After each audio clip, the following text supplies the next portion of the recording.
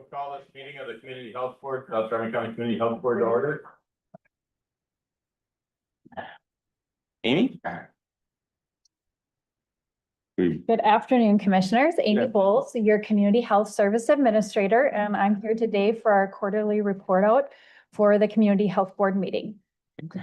So let's start with, do you want to do official approval of the agenda? We'll look for a motion to any additions, corrections, or deletions. Otherwise, a motion to approve the agenda as presented. Motion by Commissioner Sumner. Do I hear a second? Any discussion? All in favor of approving the agenda as presented, say aye. Aye. Any opposed? Motion carries 4-0. Approval of the minutes from our last meeting. You should have those in your packet. Everybody should have had time to review them. Any corrections or changes to the minutes? Otherwise, look for a motion to approve the minutes as presented. Move to approve the minutes. Motion by Commissioner Carlson. Is here a second? Second. Second by Commissioner Winger. Any further discussion on the minutes? All in favor of approving the minutes from our last meeting on April 15th, please say aye. Aye. Any opposed? Motion carries 4-0. And now we get to Amy with the Community Health Board Programs and Services update. Well, I brought some guest speakers with me today, but I'm going to kick us off by just reminding the Community Health Board that quarterly we come together to receive and review the specific programs and services and the different partnerships that are supported through our public health program and our department's 23 grants. These quarterly presentations provide you with data-driven insights, highlighting emerging community needs and celebrating, my favorite part, our successes and the achievements through the effective programs that you put me in charge of to oversee and to collaborate with community partnerships that positively impact our individuals that live in our community. So first, I want to begin with something a little different. Today, or this afternoon, I want to tell you a little bit about our staffing. So in having the opportunity to attend a couple other CHB meetings to kind of learn how they operate them and the different things that they discuss, to make sure that I am giving you guys the best presentation every quarter. One of the things that some of the other CHBs go over is their current staffing issues and staffing celebrations. So this afternoon, I just want to let our commissioners know that we are right now not staffed to capacity.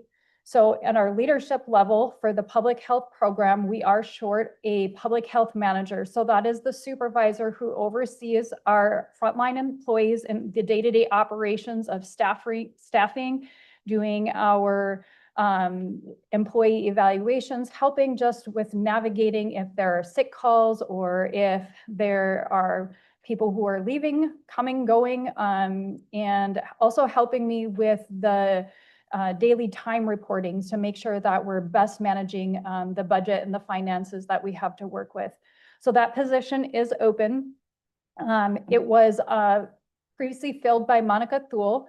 She was on an intermittent FMLA early at the beginning of the year and then resigned her position in early June. And then our second position that is going to be vacated this Friday is our public health nurse position. And that position is specifically held by a nurse who has a 4-year degree and has her public health certificate. So we are specifically backfilling both of those positions with an individual that has a 4-year nursing degree, because otherwise that leaves our CHB and our public health department with only me to serve as a public health nurse. And I just quite frankly don't think that that's in the best interest of this board and our agency and for our community. So we are going to be a little bit particular about backfilling those positions. Do you have any questions about our staffing and how we are managing the day-to-day staffing of our department with the CHB funds? Mr. Chair. Yeah, go ahead, Commissioner Carlson. Thank you. So is it typical that you would be able to fill Monica's position from within? If we had the right candidate, yes, correct. And do we have any candidates that We do might- not have any internal candidates that are interested in the position right now. got it? Okay, thank you. Yep.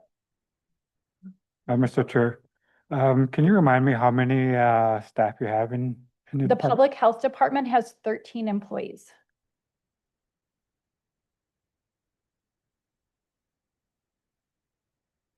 Any other questions? Not seeing any. Okay, all right, that's all I'm going to talk to you about today with staffing. Next on our agenda, I have Sheila Johnson and Krista Boyer. They're here to talk to you about our WIC program and our breastfeeding services. So they'll introduce themselves, their roles, and give you a brief presentation.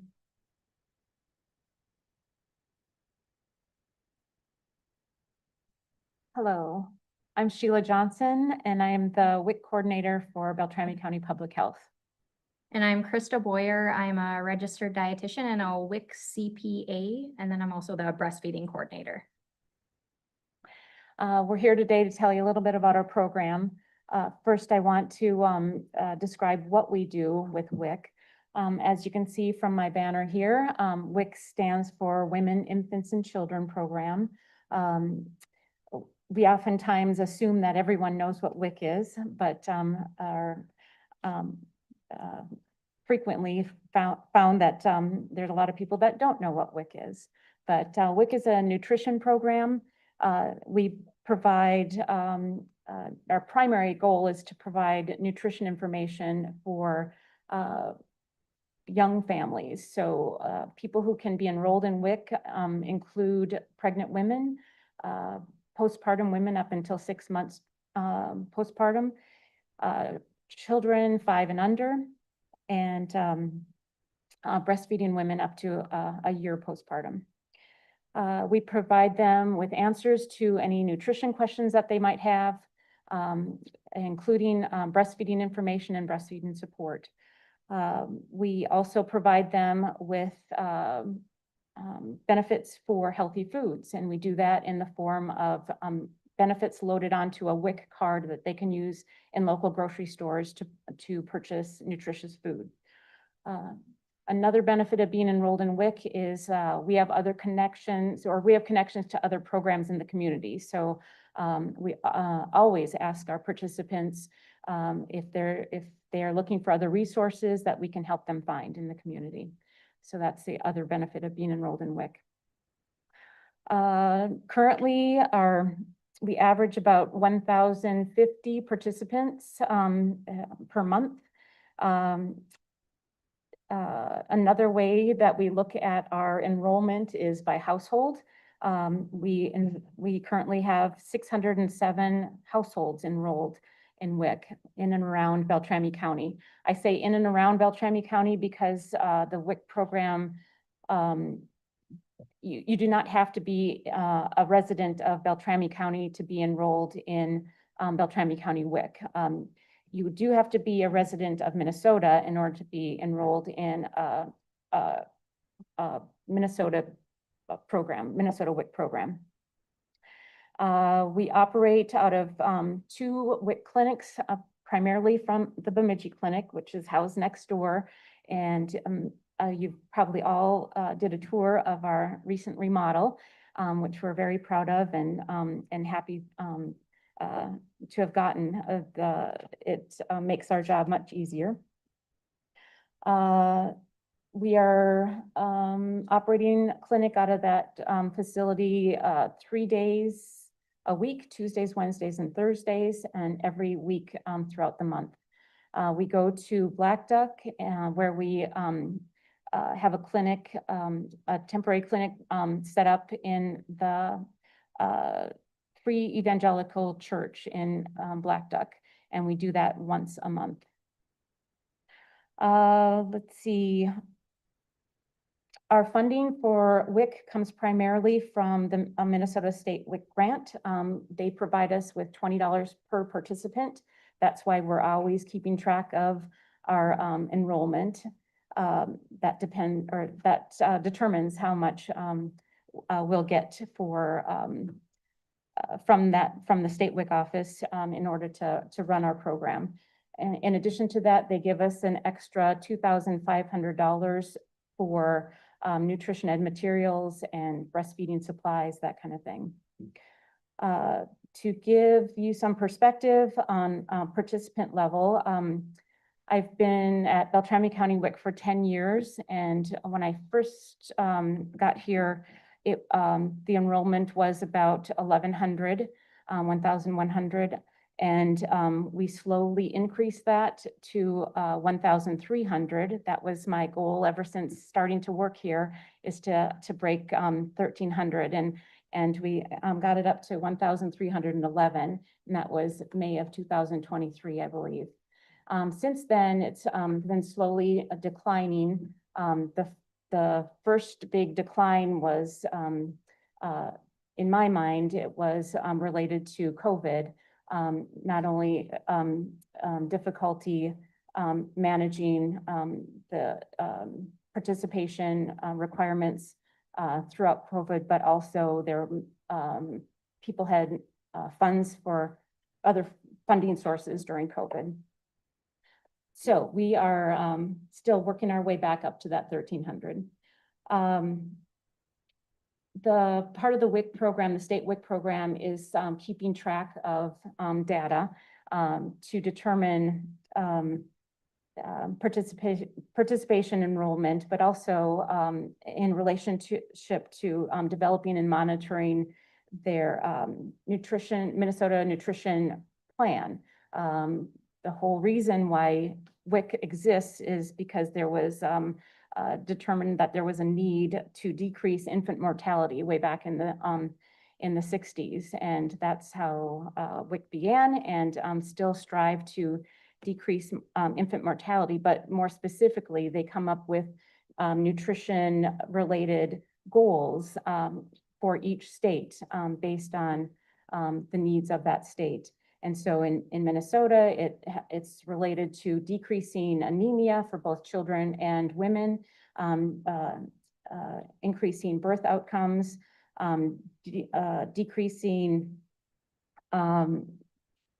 the incidence of obesity rates. All of this data that they collect through the appointments that we do, and they tally it and put it into reports. All this data can be found on the state WIC website, and everyone has access to that. And so it's a valuable source of data and information for other programs as well. And I invite you to visit the reports and data webpage on the Minnesota WIC website, where you can, like I said, find information on Minnesota WIC health indicators, participation and demographics, broken down by age group, broken down by ethnicity, and broken down by county and city and zip code. Very, very detailed information. There's information about benefit utilization, information about breastfeeding rates, anemia in children, anemia in women. So again, I encourage you to check that out and take a look at that information. Again, that information is used to develop and monitor those goals that the Minnesota State WIC program has developed for the WIC programs in Minnesota. And that's a requirement from USDA, who manages the WIC program on a federal level. We have goals ourselves, like I said, specific to Beltrami County. The main one is to increase the participation back to 1,300. Another goal that I have is to decrease the no-show rate. One big challenge that the WIC program has is getting people to come to their appointment. They have to be physically present for 2 appointments per year. And a lot of times that is a difficulty for the demographic that we work with to be able to come into the office. The other funding source that we sometimes have access to are what we call mini grants based on the state WIC office funding. They'll put out opportunities for local WIC programs to apply for mini grants, and with certain topics in mind. One mini grant that we applied for in the past was promotion of breastfeeding or normalizing breastfeeding. And we wrote for that grant, received that grant, and we developed a billboard that we put out on Highway 2 to promote breastfeeding.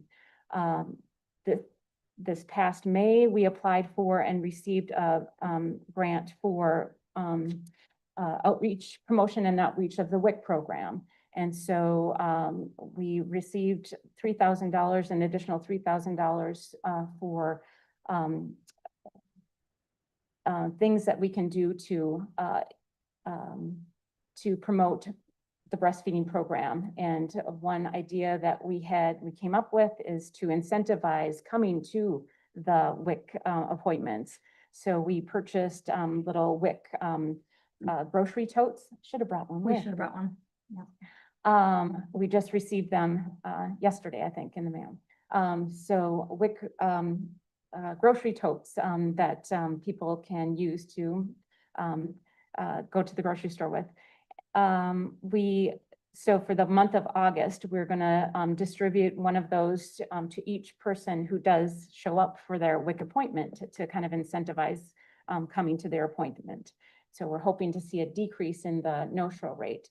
The past, typical no-show rate per month is about 25%, and we're hoping to decrease that down to 15%.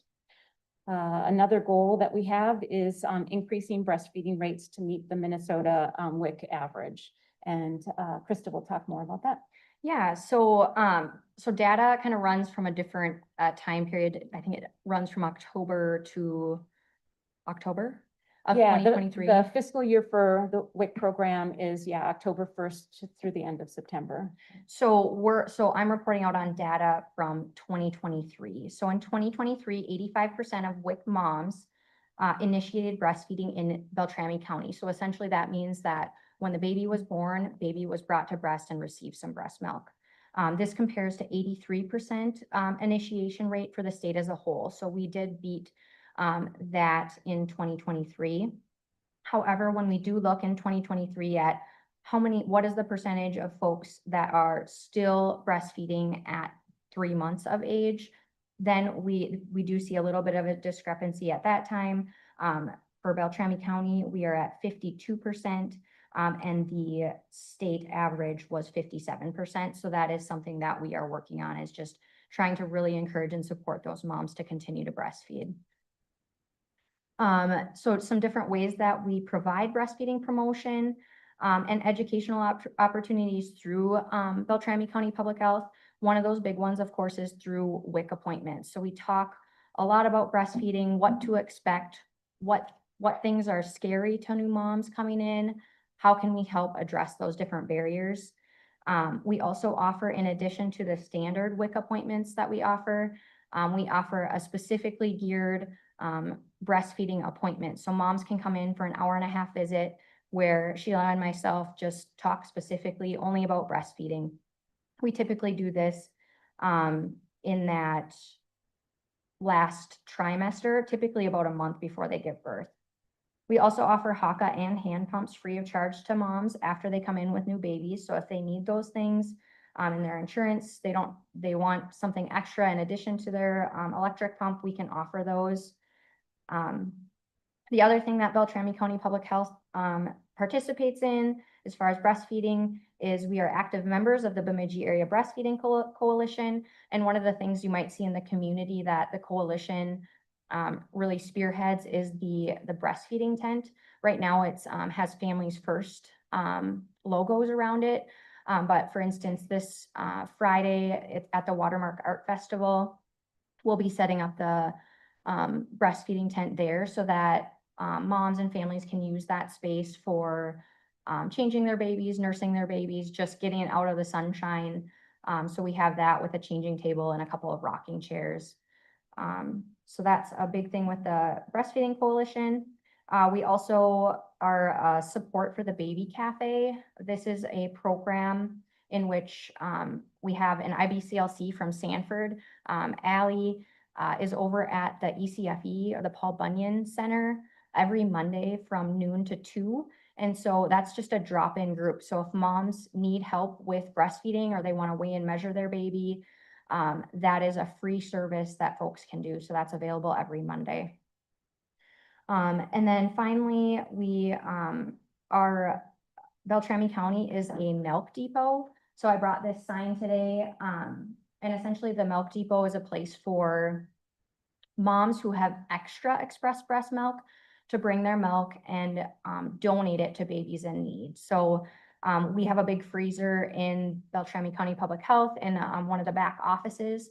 And so moms who have extra express breast milk bring that into the county, and then we take care of getting that milk down to the milk bank location in Roseville, Minnesota. And so with that, we don't just take anybody's milk. You have to become an approved donor through the Minnesota Milk Bank for Babies. And then once they're an approved donor, that gives them the go-ahead to start to bring milk to us. And then we get that milk, like I said, to Roseville. And then from there, that milk is pasteurized and bottled. And then that milk is sent out to NICUs and special care nurseries to use for babies in need. So, and then the other piece with that Beltrami County Milk Depot is Allie, who's the lactation consultant at the hospital, is actively working with the Milk Bank for Babies to get that milk into Sanford, Bemidji, so that we can start to use some of that milk for the babies that are born in Bemidji that would benefit from that milk. I think that's all we have. Any questions? Thank you. Commissioner Sumner? So the one question I had is, you mentioned like no-shows. Is there a transportation barrier, or what type of barriers cause the no-shows? Yeah, that is definitely one of the barriers to no-shows, is transportation. And we've tried things in the past, like setting up a clinic at in the Ridgeway area, and it didn't seem to be successful. Another idea that we're working on for the future is having a mobile unit where we would go right to the person's home, as opposed to setting up a local clinic right in a neighborhood. So yes, transportation. Yeah, I understand, transportation is oftentimes a barrier for a lot of things, and it's good to hear that that you're willing to try, things that may be helpful, for new moms that I know that they can't always get out of the house and Yeah. take care of business because Yeah. of the newborn and things like that. So Yeah, it's good to hear that you're trying, different things. So I appreciate that. Thank you. yeah, we Thank you. know that they're not showing up because it's not that they don't want to come, or they overslept or whatever. We don't make judgments like that. We know that they're faced with many difficulties. Yeah. Commissioner Sumner, or Carlson, excuse me? Thank you, Mr. Chair. A couple questions. When you said that the state pays $20 per participant, is that per day, per month, per year? Because that doesn't seem like very much.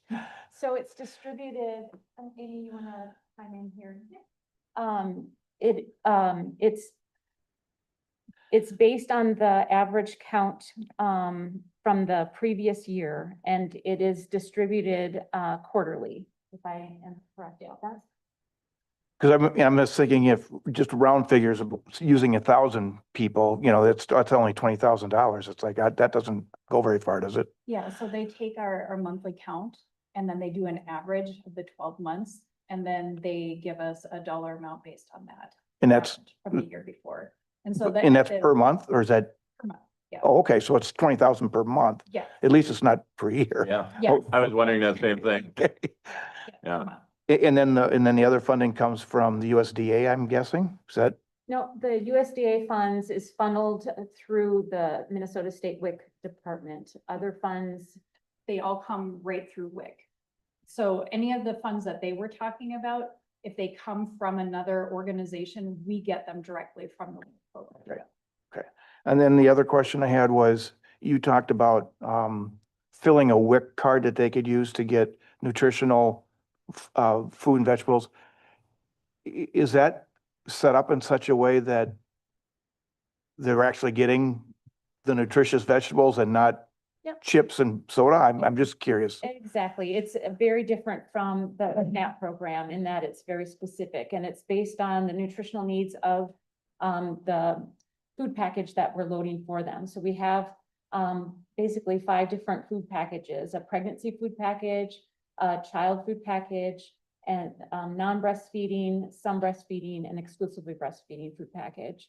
And within those food package, there's dairy components that provides milk, yogurt, and cheese. There's also milk substitutes available for people needing that. There is a whole grain component so that they can use for bread, pasta, tortilla, oatmeal, or brown rice. And they Like- all have to be 100% whole Whole grain. wheat, so whole grain, yeah. Yeah, whole wheat.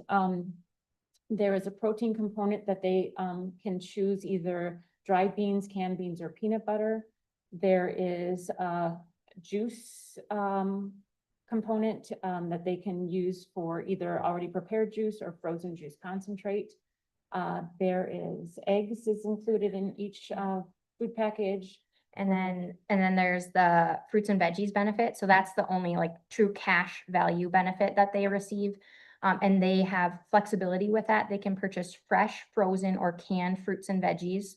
And they can use, for instance, a child 1 year of age until they graduate at the age of 5 gets $26 each month to spend on fresh fruits and veggies, canned fruits and veggies, however they choose to spend that. But WIC is also there. I just feel like they're really progressive in that they're not letting you even just go pick out a can of peaches that are in heavy syrup. It's canned peaches in water. So, or canned peaches in their own juice. So they're just, it's quite particular. All the computer systems at the grocery stores like Lucan's and Mark or whatever, all the Harmony and so on, they have all these downloaded on a nightly basis. Actually, I believe it is all the eligible products, and they all get flagged in their database so that they can't buy the wrong stuff with those cards.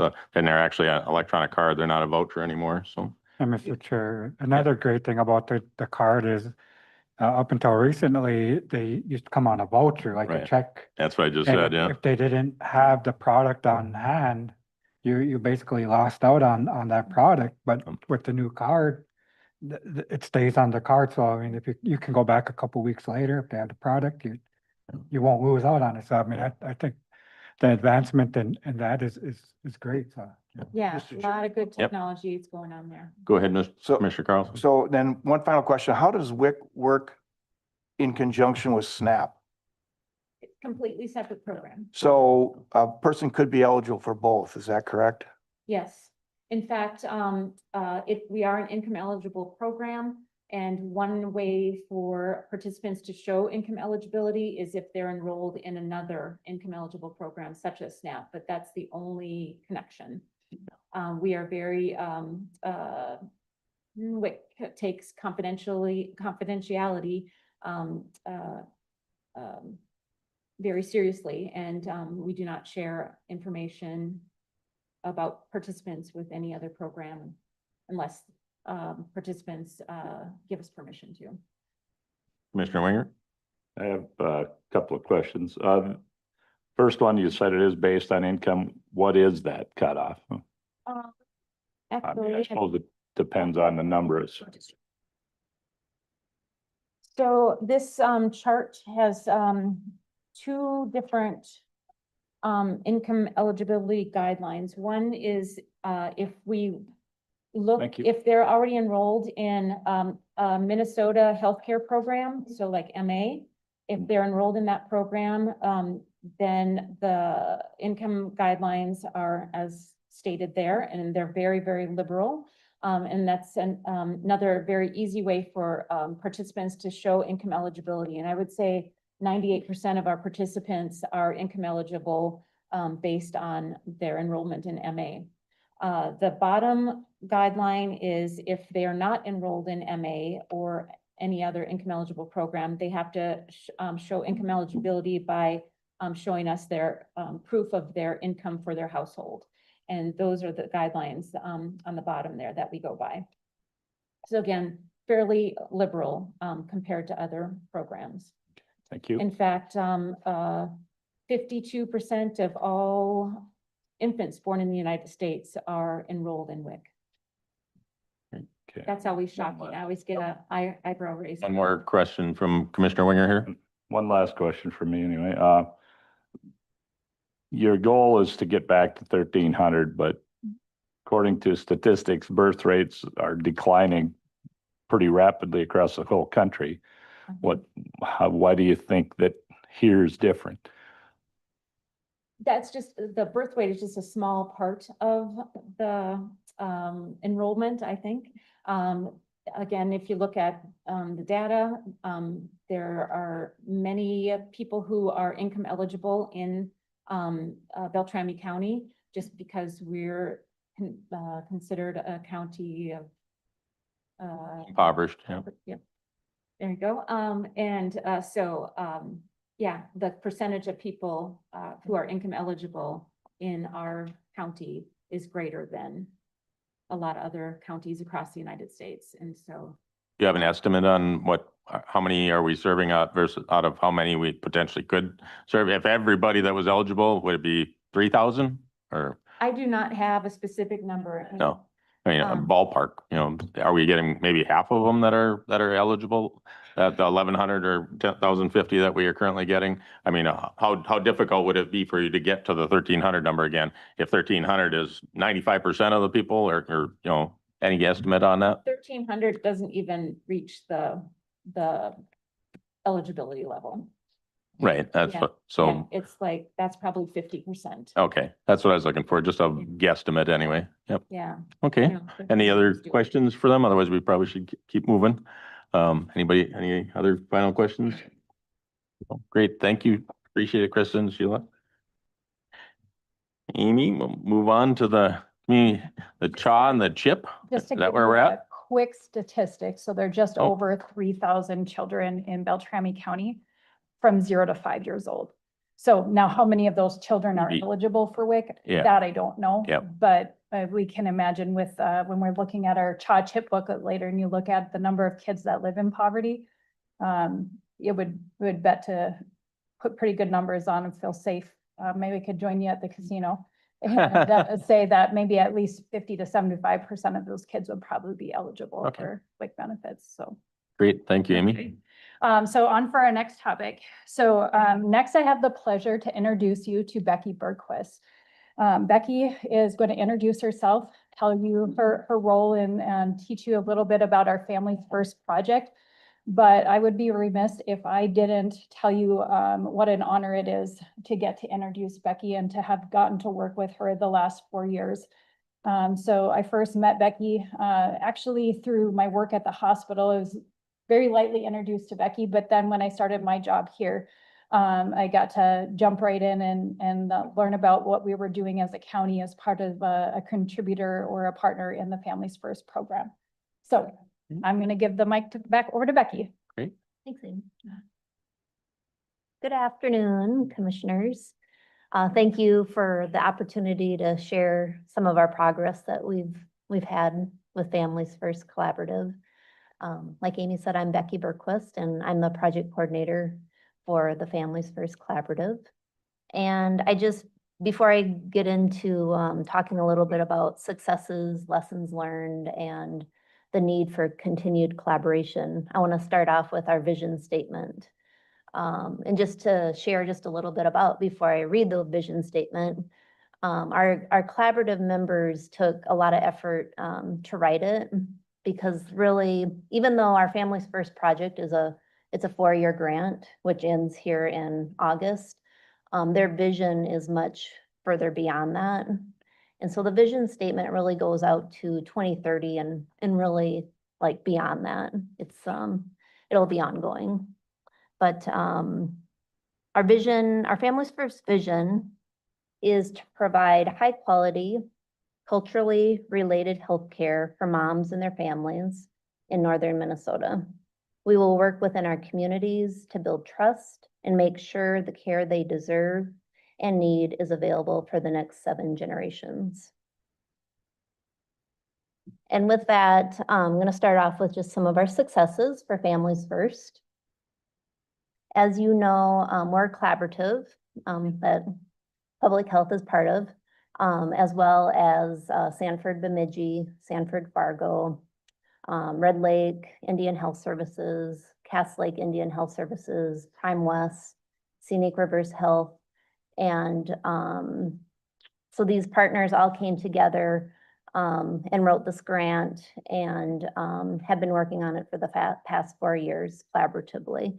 And I feel like number one, the collaborative is a huge success. They've developed a very strong foundation, building trust amongst each other, but also with other community partners and as well as providers within all of these wonderful organizations.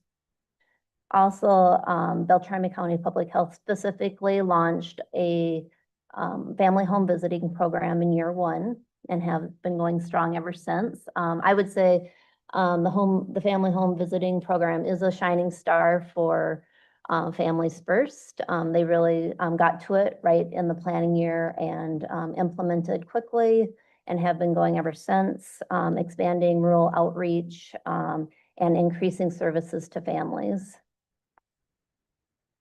Another area of success, and I should also put a note on these successes.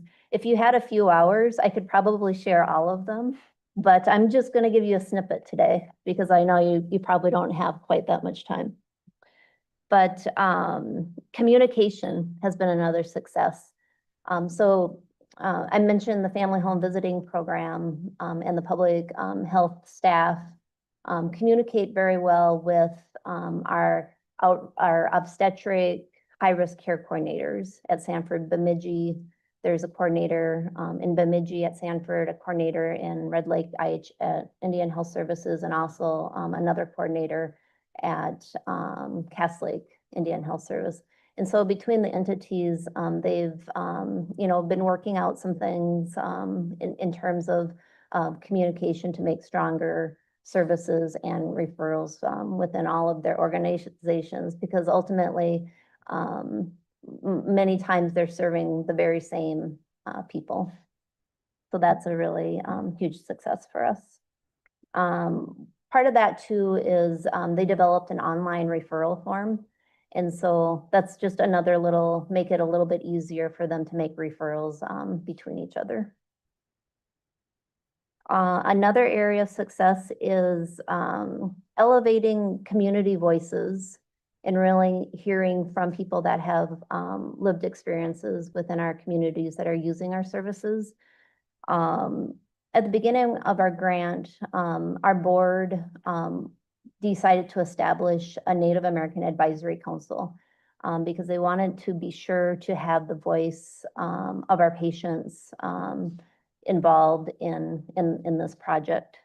And that was established, and Amy Bowles is our representative for public health, along with Susan Ninham, who works with Red Lake Indian Comprehensive Health Services. The two of them co-lead the Native American Advisory Council and really put in the time and effort to establish it, develop it, and recruit other members from the area to be part of it. And from those efforts, they have since then established a member of the Native American Advisory Council is a voice on our board for Families First. So they have voting rights, which is wonderful.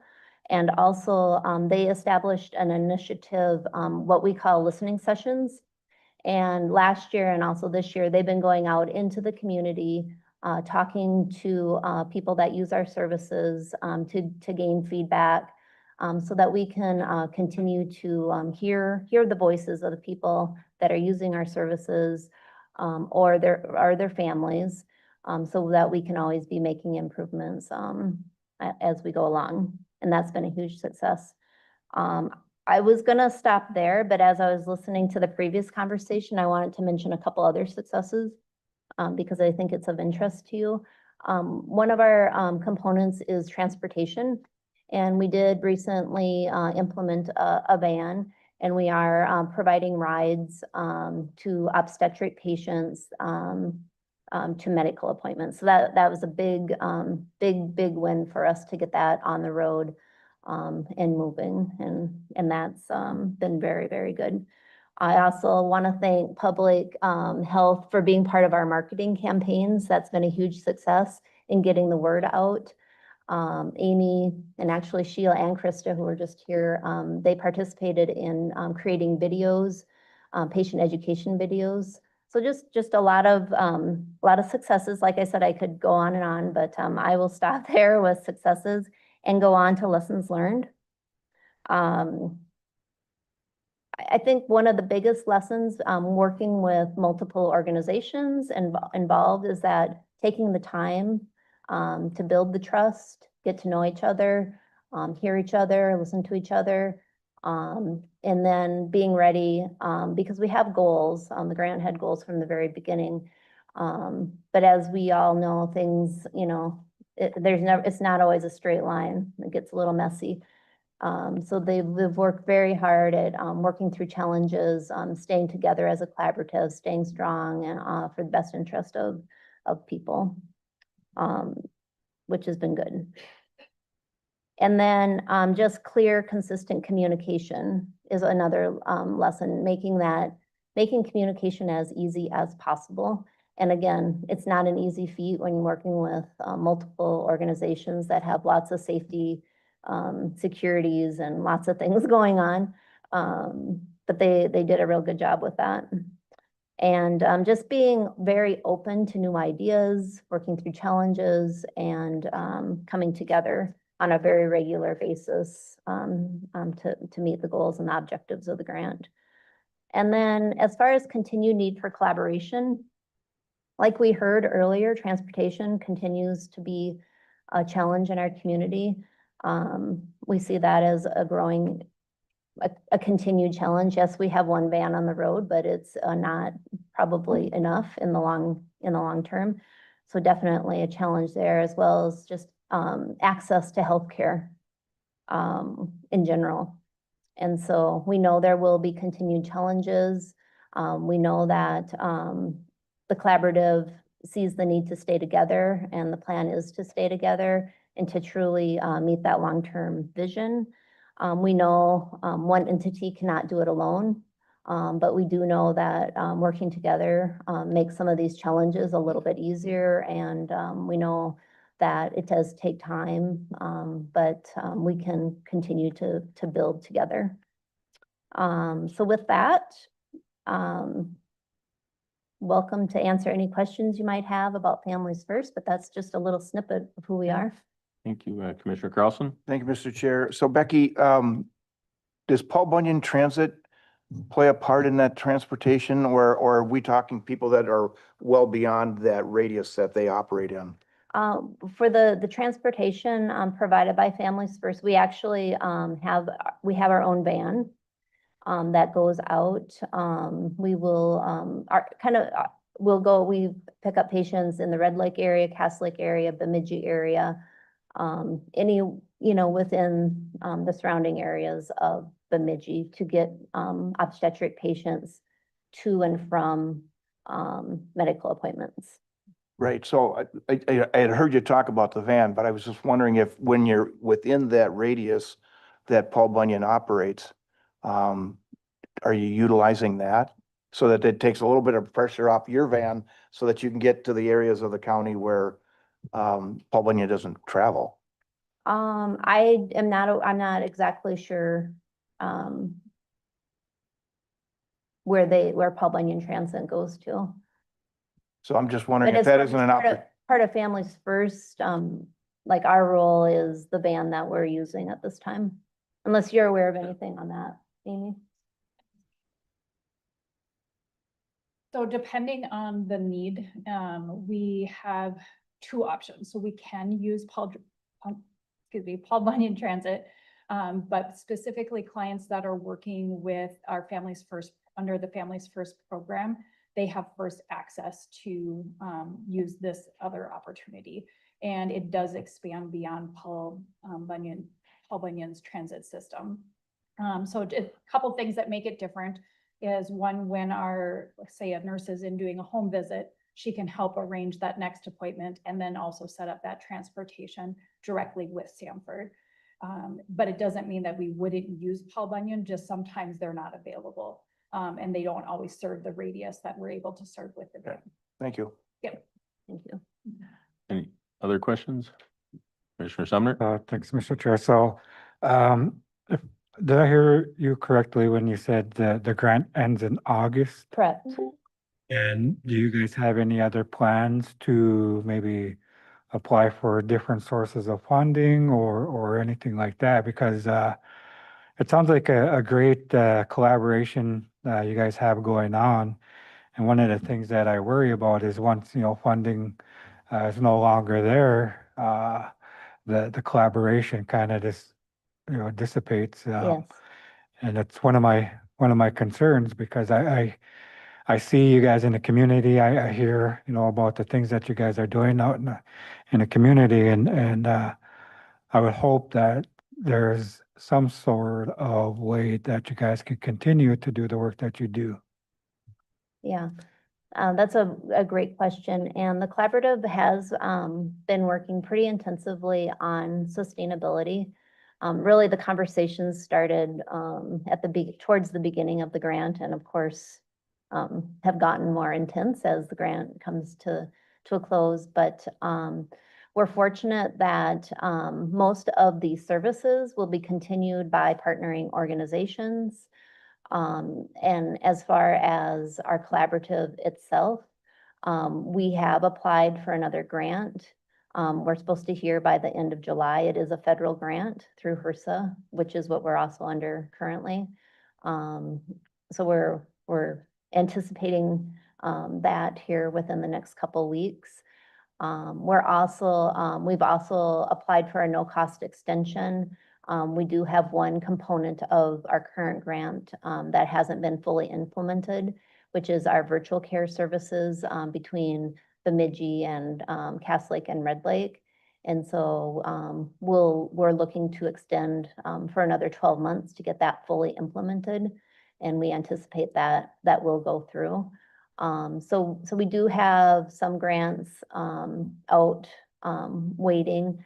And what those grants really are to expand the services that we've built. And then the services that are currently sustained, and most of them are just to kind of like keep building, because the ultimate goal of Families First vision is to really look out to 2030 and beyond that, knowing that where we're at now, there's still work to be done. So that's definitely in the thoughts, and there's some things being worked on to get there. Thank you, Commissioner Sumner. I think we better keep moving on here. So thank you, Becky. We appreciate it. Amy, I think we still have some work to get done before we finish up here, don't we? So We do. And just so you know, Public Health has committed to stay on the board. Our other current grants that we have, of those 23 that I mentioned earlier, they will support the work that we do while we're operating and helping sustain the work under Families First. So great. we plan that in the sustainment process. So I did invite Bobby Anderson from the Sanford Center to come and help present on our update on our involvement in the shelter and the storm and the resource center. But he had a family emergency and so wasn't able to be here today. So with your blessing, I'm going to actually skip that part of the presentation and table it for another time. And then I'm going to move on to our next agenda item, if that's okay. That'd be great. That'd be okay? Yep. All right. So the final agenda item that we have for today is the approval for the community publication, printing and submission, it's a mouthful, to MDH of the 2025-2030 Community Health Assessment and the Community Health Improvement Plan. And so in your packet, you do have your very own copy. The only adjustment I am going to make, as long as you guys are okay with me making an adjustment, is there are a couple photos. In my newness to the community, and thinking that our public health staff have clients that they serve up north in North Home. I assumed that North Home was a city that was part of Beltrami County. So throughout the booklet, you will see pictures of North Home, and we like North Home and we serve people with a North Home address. However, North Home will be published in their community health assessment for the county that they are a part of. So while they are lovely pictures and Pinnacle Marketing did a great job following my direction, that was a mistake on behalf of your community health administrator. So just to make sure we understand what you guys are approving, you have appointed a board or a work group to go through, assess the health of our community. We published and distributed a survey. We took the results of that survey very seriously, listened to the voice of our people. We put before you the first half of the document with it, which is our assessment. And we worked really hard to ensure that we don't just capture all of the, we're number one kind of stuff that we always talk about, right? We're the worst in this and we're the worst in this. We really want to take time to celebrate the things that we're great at, right?